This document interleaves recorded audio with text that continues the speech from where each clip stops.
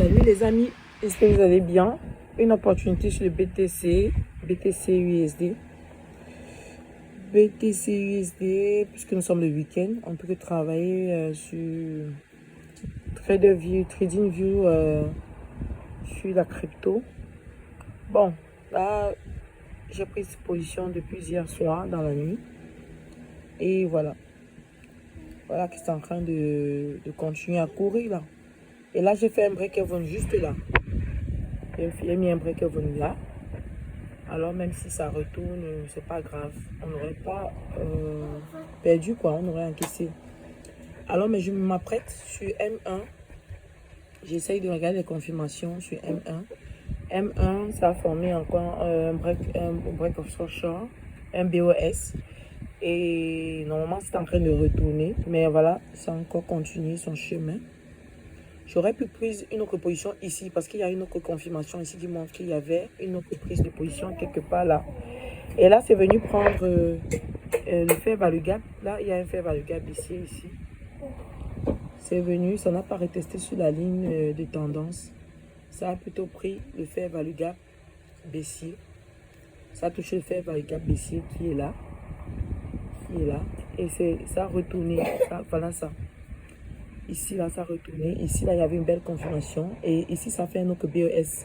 Ça veut dire tout simplement que cet order bloc n'est plus valide. Puisque ça a créé une autre structure. Là, ça fait un break of structure là. Ça a retourné. Et ça risque de faire un autre break of structure quelque part là. Puisque ça va toucher notre deuxième TP. Et après, voilà, le troisième. Voilà. Ça, c'est même le dernier TP. J'ai pris 3 positions sur ce.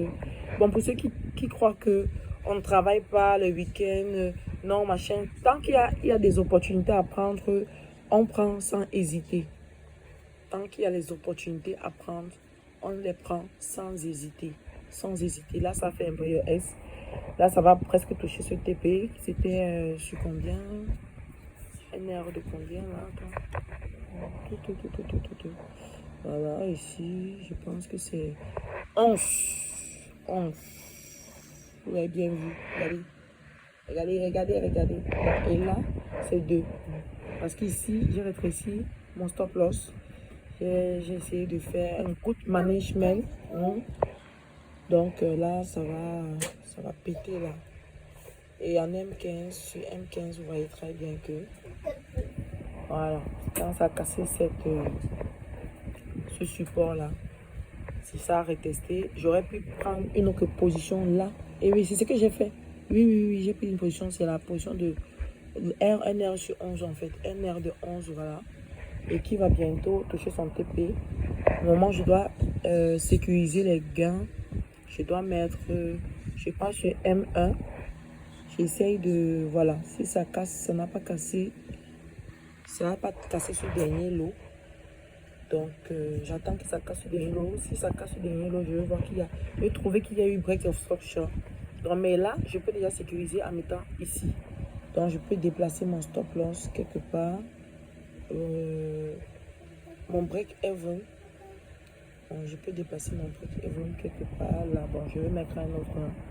Je vais mettre ça là. Voilà, juste au-dessus.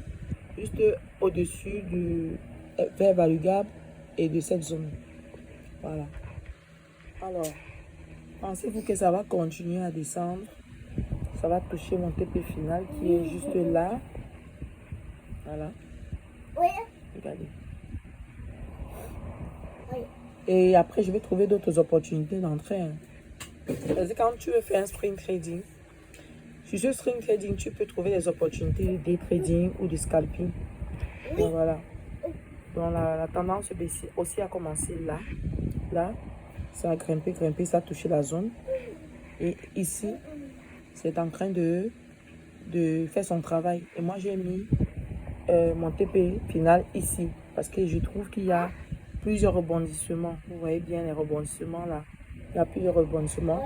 Et après le rebondissement, si ça me donne une autre opportunité d'entrée, je coupe ma position ici et je mets une autre. Bon, je fais un break-even, je laisse courir le prix jusqu'ici, jusqu'à ce lot. Jusqu'à ce lot-ci, ce dernier lot. Voilà. Et là, on va... Parce que ce dernier lot là, on va mettre ça en pub, on met ça en rouge. Voilà. C'est un peu ça. Allez. Allez, si vous êtes aujourd'hui, nous sommes quel jour? Le 31 janvier. Vous pouvez encore attraper le trade en faisant plutôt des scalping ou bien des prises de position juste après les BOS. Et si ça ne fonctionne pas, comprenez que ça n'a juste pas fonctionné, c'est reparti quoi. Le marché a changé de position. Ça ici, je crois que mon TP est touché. Si on passe sur M1, on verra mieux. On verra mieux que... Voilà, ici ça n'a pas encore touché, il reste un peu, juste un tout petit peu. Et je peux toujours mettre un break-even quelque part là et laisser courir jusqu'ici en bas. Bon, je vais quand même arrêter ce TP, ce trade ici, cette position-ci, parce que c'est quand même un nerf de 11. Vous voyez bien. Nerf 11, j'ai appris plus de la moitié, j'ai presque tout pris. Voilà, TP touché.